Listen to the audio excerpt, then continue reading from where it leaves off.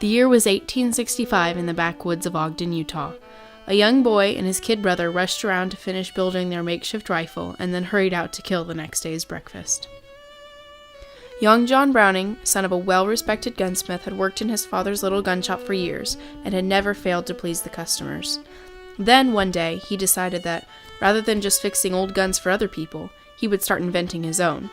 It was just the start for the man who would later become known as the greatest firearms inventor the world has ever known.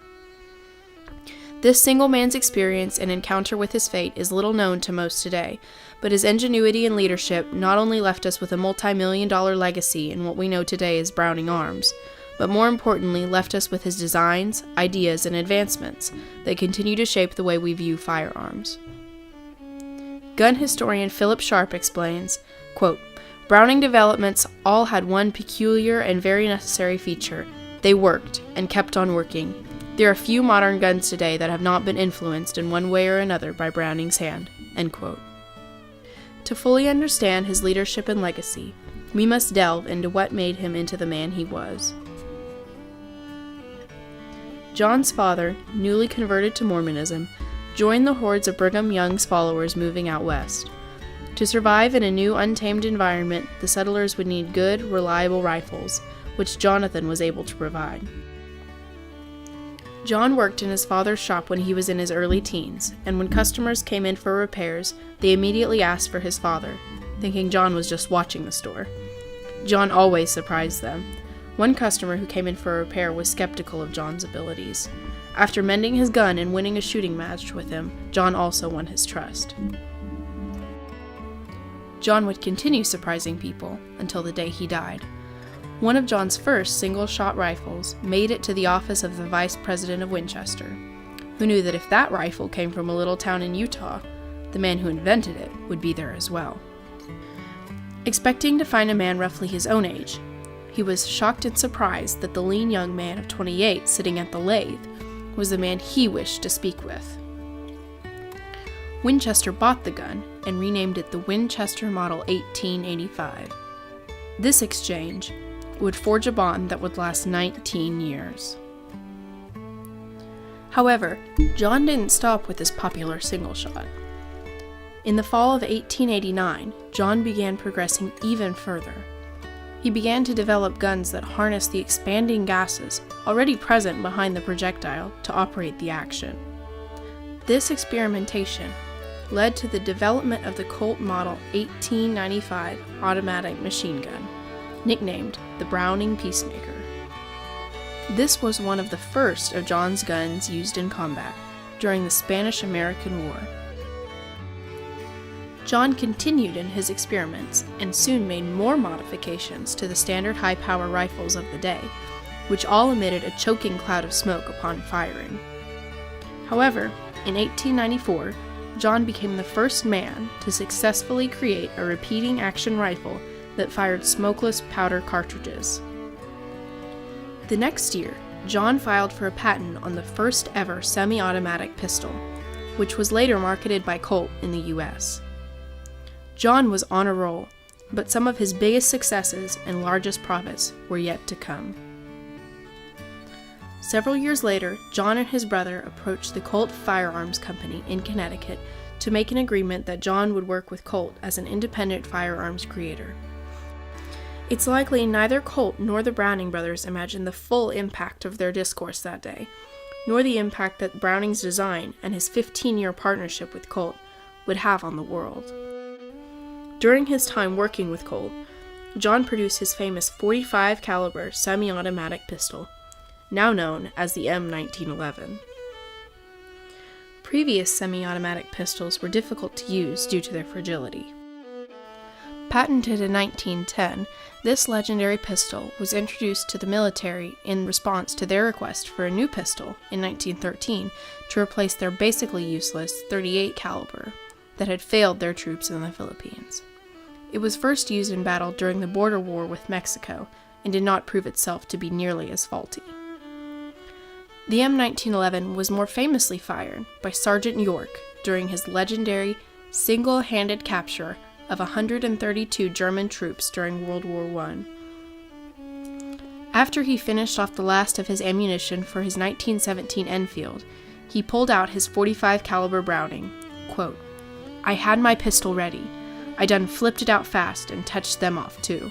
End quote. After a few minor recommendations by the Army Ordnance Department, this trusty pistol returned to war during World War II, Korea, and Vietnam, and is still in use today by some of our military serving overseas. From the time of its invention to the present day, the M1911 remains mostly unchanged. Anyone involved in the world of firearms knows of it. Most who fire it become very fond of it.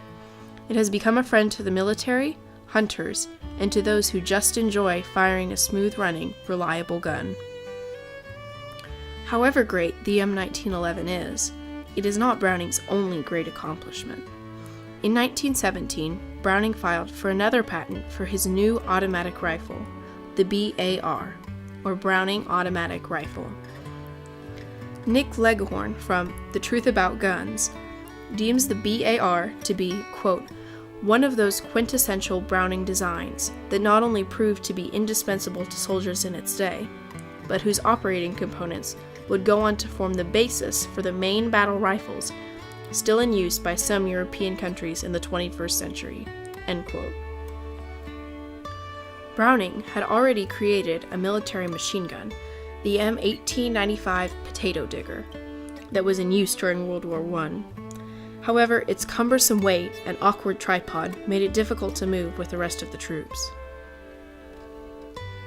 Browning quickly realized the need of the military for a portable, easy-to-carry machine gun. He set to work and successfully created a 16-pound automatic rifle that was much less awkward to move and easier to fire. It was introduced late into World War I and is usually not deemed to be one of the greatest weapons of the conflict. However, its influence in the year that it saw combat was unprecedented. His invention further proved its worth in the hands of soldiers, one of which was his son, Val Browning, who served in the American infantry. The BAR may not have made the same dent in World War I that the competing Thompson submachine gun did, but in World War II, it gave the troops who employed it an enormous advantage over the bulky, tripod-dependent machine guns that their opponents had employed. The BAR, ingeniously invented by Browning due to the lack of portable firearms in World War I, not only fulfilled its purpose, but went beyond and paved a way for the other automatic rifles, whose influence was just as great in the wars that the U.S. fought. Browning still wasn't done. Before his death in 1926, he began work on another machine gun, again to meet the needs of the military in 1918. Browning teamed up with Fred Moore to create a .50 caliber machine gun that would replace their previous M1917. This became known as the Browning M2. Though the gun was finished long after World War I ended, the combination of its caliber and power made it, quote, "one of the most lethal, ferocious weapon systems of all time, seeing use within dozens of national armies," end quote.